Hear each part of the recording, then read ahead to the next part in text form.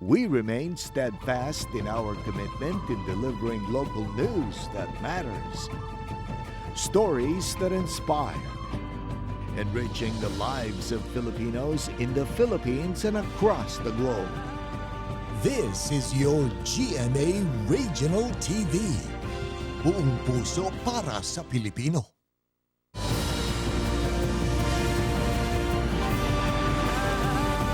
Ito ang GMA Regional TV, One Mindanao.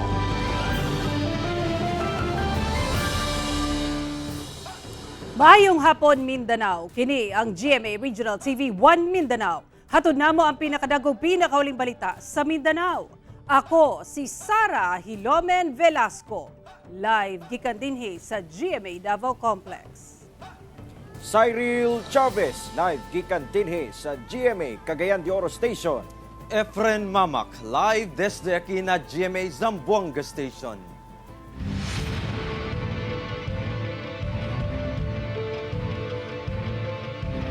Human ang naitabong insidente sa pagpamusil sa Cotabato City. Security forces sa syudad naka-full alert. Atong saro ng detalye niini sa report ni Abby Caballero live sa Cotabato City. Abby?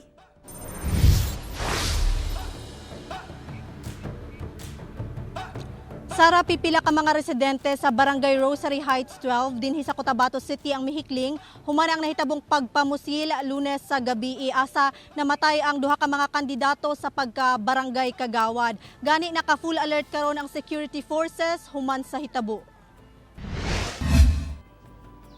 Duna pa'y mga marka sa dugo dinhi sa Sosa Street, Barangay Rosary Heights 12 sa Cotabato City. Asa nahitabo ang pagpamusil ni adtong October 23 sa gabi. Tulo ka tawo ang patay, lakip ang duha ka kandidato sa pagkabarangay Kagawad nga sila si Nor Muqtadin Butukan ug Alfar Singh Ayunan Pasawiran. Samtang anaa sa tulo ang samdan kinsa mga residente sa lugar. Kinidihang nagkabit og campaign posters ang mga biktima sa lugar. Gani pipila sab ka mga sakyanan nga nakaparada ang naigo sa mga bala sa pusil. Buak ang salamin ining van ug duna pay duha ka mga sakyanan ang nadamay. Kamatikdang mingaw na dinhi sa Sousa Street, Barangay Rosary Heights 12 human ang insidente sa pagpamusil. Kini human matod pagibati og kahadlok ang mga residente sa lugar, busa mibakwit una sila og temporaryong nakipuyo sa ilang mga kabanay. Wala na mihatag og pamahayag ang mga residente nga wala mihikling tungod matod pa sa kahadlok. Hugot karon ang seguridad sa lugar. Dunay mga naka-standby nga mga tangke ug kasundaluhan. Bumalik na siguro sila kasi kung nakakita sila ng mga tangke, mga police, mga marines, ay para sa kaligtasan din nila. Sana hindi nila ma-misinterpret na another gulo na naman. Back to normal na tayo. Sa nagapadayong investigasyon sa insidente, gipailawom na sa paraffin test ang 12 ka mga dinakpan aron masuta kung kinsa kanila ang nagpabuto og pusil. Posible silang mag-atubang og kasong multiple murder with double frustrated murder. Sa karon gikonsidera ng case solved sa Cotabato City Police Office ang maong insidente. The suspect was identified, he was arrested, and a case has been filed against him. Dito sa tingin namin, sa tingin ko, although di pa na-file ang case, considered as case solved siya. Samtang sa 37 ka mga barangay sa Cotabato City, 8 ang anaa sa green category, 22 ang anaa sa yellow ug 7 ang anaa sa orange category. Ang Barangay Rosary Heights 12 nga anaa sa yellow category, posible matud pang isa ka sa orange o di bakaha sa red category.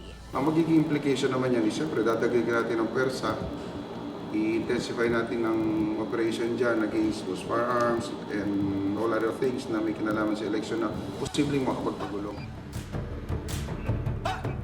Sara, karong pipila na lang kaadlaw una ang barangay ug sangguniang kabataan elections nang hinaot ang otoridad nga dili na mausab ang hitabo. Gani sumala sa Cotabato City Police Office, anaa sa kapin 1,000 ka safety and security forces ang ilang ipakatag sa syudad sa mismong adlaw sa eleksyon. Sara. Okay, dagang salamat Abby Caballero. Sa mga boat sa taon ang ilang registration status sa COMELEC ug may balo kung asang presinto makaboto, mamahimo na kining i-check pinaagi sa precinct finder sa website sa COMELEC. Samtang bawal ang paghatag og sample ballots atol sa adlaw sa eleksyon sumala sa COMELEC. Ani ang report ni Argil Relator.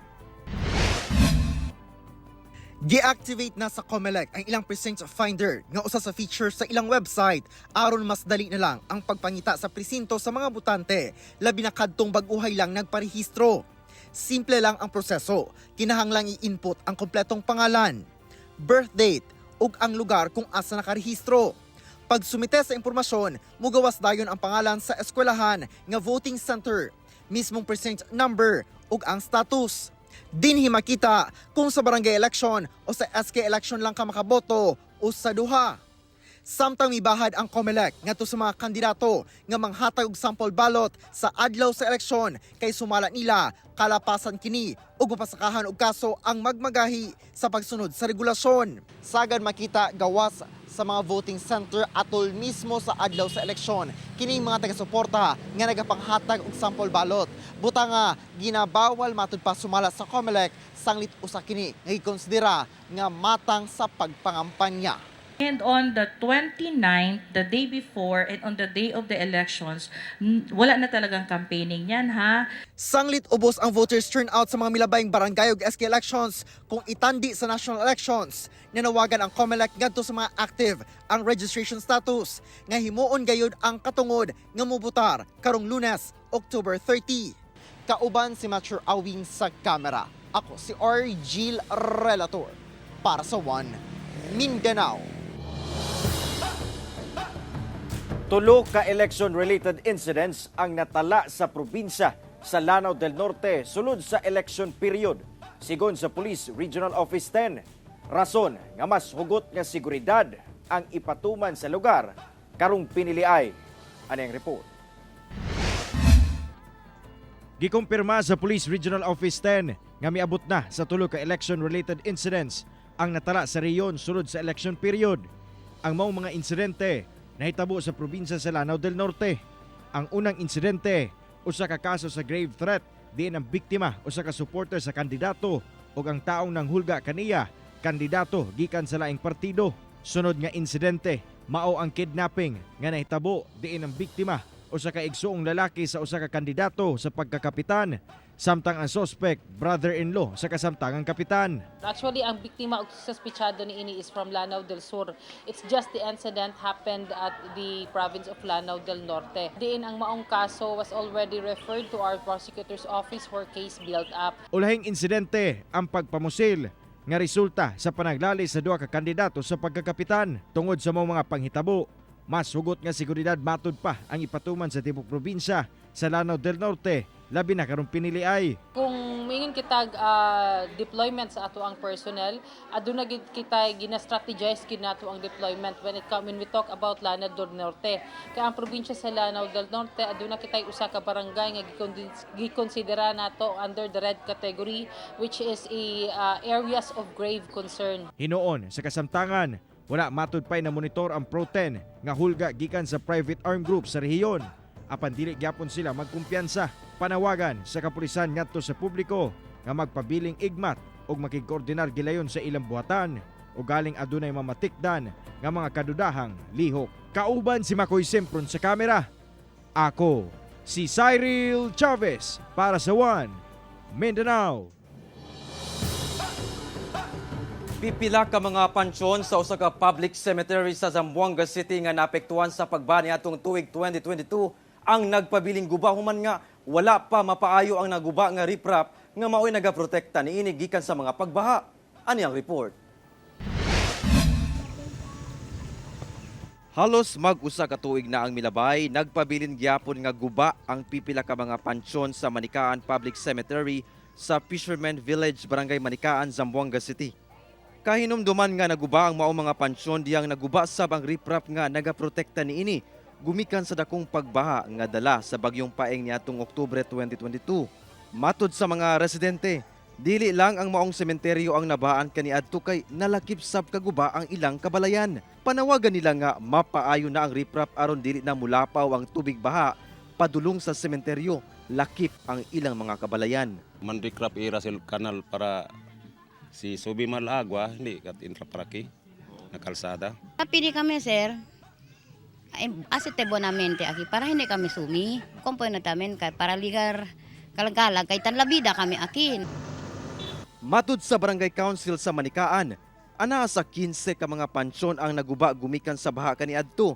Apan natagad na kuno ang uban niini sa mga banay sa minatay. Samtang ang pagpaayo sa riprap isip slow protection napaabot na kuno sa lokal nga kagamhanan. Ang pagpadako sa kanal mao ang ilang ginahimo karon isip temporaryong solusyon. Ya pwede kami sa resolution, ya pasa kami and then waiting kami kunel causal reaction di ila, pero until now do naipaman, pero tanpalob kami kosa kami ande lang kami grabata maga kanal grande para pwede exit del agua puerte. Lauman nga masugda na ang pagpaayo niini sunod tuig. Base ko sa tarisibik kami chini mga budget yan allocate LCT and the national through the DPWH. Siguro pwede kita man realize el cosa necesita keri kita dali kel lugar aja decente con el diatong pamilya muerto na alya naman ikan sementeryo. Kauban si Sim Romero sa kamera. Ako si Efren Mamak para sa One Mindanao. Nagbugna na ang Cagayan de Oro City Police Office ug Special Investigation Task Group Galpo aron motutok sa investigasyon sa pagpatay ug pagsunog sa 5 ka magbanay sa syudad. Kapulisan, doon na persons of interest sa krimen. Ang detalye sa report ni James Paulo Yap. Nagkatagbo na sa unang higayon ang Special Investigation Task Group o SITG Galpo nga gimugna sa Cagayan de Oro City Police Office. Kini mao'y mututok sa investigasyon o case build-up sa brutal nga pagpatay o pagsunog sa 5 ka magbanay sa Lower Sumpong, Indahag, Cagayan de Oro City ni adtong October 10. Ang SITG gilangkuban sa CIDG, PNP Forensic Unit, Anti-Cybercrime Unit, Kokpo City Intelligence Unit ug PNP Legal Services Unit. Sa ilang panagtagbo, gipresenta sab ang resulta sa gipahigayon nga autopsy sa 5 ka mga biktima. Ang couple katong biktima na ay trauma no. So indication nga before nahitabo ang sunog sila gihunusan na sa kinabuhi. So katupong tulo apilang minor na died with asphyxia and suffocation.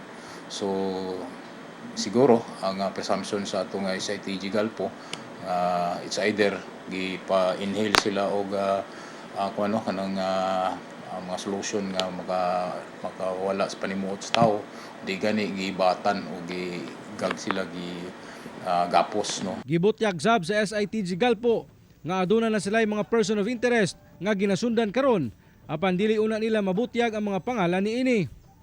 Gipaningkamutan kuno nila karon nga adunay lig-on nga mga ebidensya ang kaso, una nila kini ipasaka ngadto sa korte. Naghatag na sab matud pa sila og seguridad sa mga witness sa hitabo lakip sa mga nabiling kabanay sa mga biktima. Magpaygayon na ta og endorse sa kaso, so atong i-apply og protection program, no witness protection program ang mga nakuha na tong pamahayag para sa ilang safety and security. Kauban si Jaybert Pairat sa kamera. Ako si James Paulo Yap para sa One Mindanao.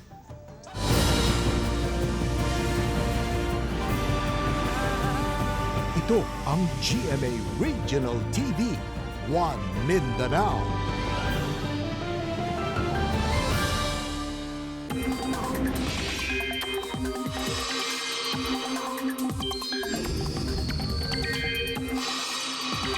Dunay ginabantayan ang pag-asa nga cloud cluster sa gawa sa nasod nga duol sa Mindanao.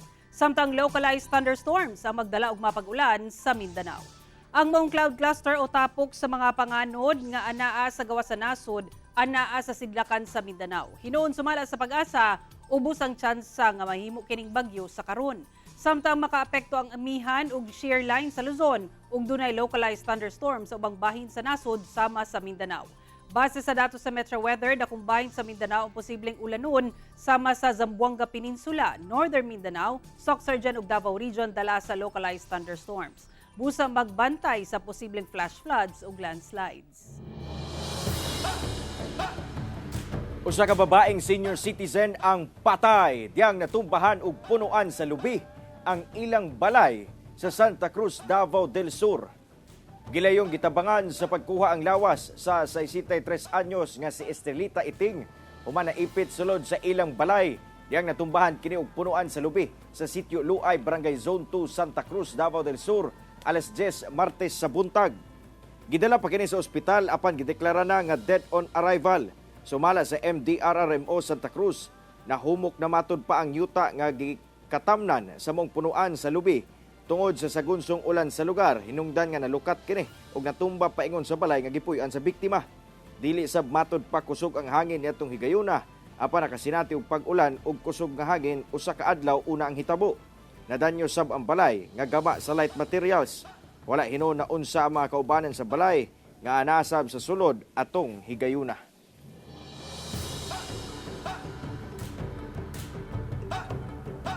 Nagmuntar na ang kapulisan sa Cagayan de Oro City og COMELEC og kontra bigay desk aron magbantay batok vote buying.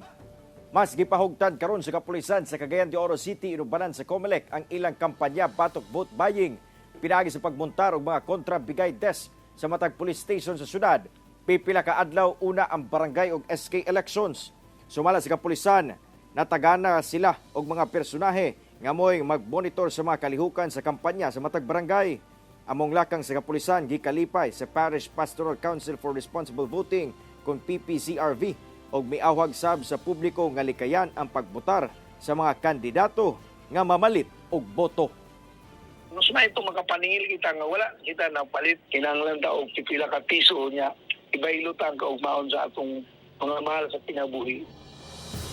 Unom ka mga sangguniang kabataan candidate sa Davao City ang nahulog sa dagat human nahugmak ang footbridge nga ilang giagian samtang nangampanya.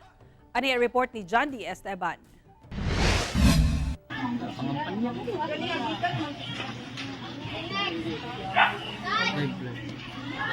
Guys, namin diri dumala guys, nahugno ang isa ka tulay. Naapil sa pagkahugmak sa footbridge ning mga nangampanya sa pagkagagawad sa sangguniang kabataan election sa Barangay Matina Aplaya, Davao City niadtong Domingo. Sumala pa nga nagrekorida ang grupo sa Purok 2 sa dumalag sa nasangpit nga barangay atong Tungura. Apan dihang namilit na raw og poster kalitra nga nahugno ang footbridge. Ang ilahang gitagakan dagat. Hinuon dili kaayo taob atong Tungura apan nangabasa sila og ang ilahang mga gamit. Gitabangan ang unom nga mahawas. Nagpapilit sila poster unta dapat diri. Nya motong nagdungan sila diri unom. Diha gyud sila bagsak silang unom diha. Sumala sa mga residente, dili daw kini ang unang higayon nga nahugmak ang ilahang footbridge sa ilang lugar. Hinuon dunay midonate og kwarta sa pagpaayos sa tulay. Mao ni nga bahin sa footbridge nga nahugmak niadtong Domingo. Sa karon sa pagtinabangay sa mga residente, gibutangan na lang una nila og tabla og kawayan aron duna sila maagian. Panawagan sa mga residente nga unta masiminto ug balik ang ilahang footbridge alang usab sa kaluwasan sa mga residente labi na sa mga bata. Para sa anak dira, pupyak na po, delikado na po. Warning na po na siya. Ang amo ng untang mulo, unta na maaksyonan po ni sa amo pong kuan po nga unta maaksyonan ba kay mga bata mo koy luoy diri, ma'am. Delikado na pugod siya, ma'am. Hanap mi nga kining magianan siminto para maligon ba. Kauban si Jojo Solarte sa kamera. Ako si John D. Esteban para sa One Mindanao. Kapin 80 ka managlahing klase sa armas ang nakumpiska sa Police Regional Office 12 karong nagpadayon ang pagpatuman sa election gun ban. Sukad August 28 sa pagpatuman sa election gun ban, hugot ang pagbantay sa mga checkpoints sa Rehiyon 12. Gani pipilasab ang mga naharang nga dunay bitbit nga armas o gilayong gikumpiska sa kapulisan ang mga dala nga armas. Dunasab mga nakumpiska ang kapulisan sa ilang pagpaygayon og oplan katok. Ang uban voluntaryong gisurrender ang ilang mga armas ngadto sa nagadayang police stations. Sa karon, 88 ka managlahing klase sa armas ang anaa sa kustodiya sa kapulisan. Hinikayat din natin yung mga tao na baka meron pa sa kanila na hindi na renewed, pwede nilang i-deposit muna sa pinakamalapit na station para hindi sila masali doon sa mga gun ban na ini-implement natin. At the same time, nag-o-plan katok pa din tayo. So malamang kung andun lang sa mga bahay nila at hindi yun lisensyado, talagang kukunin yun ng kapulisan natin.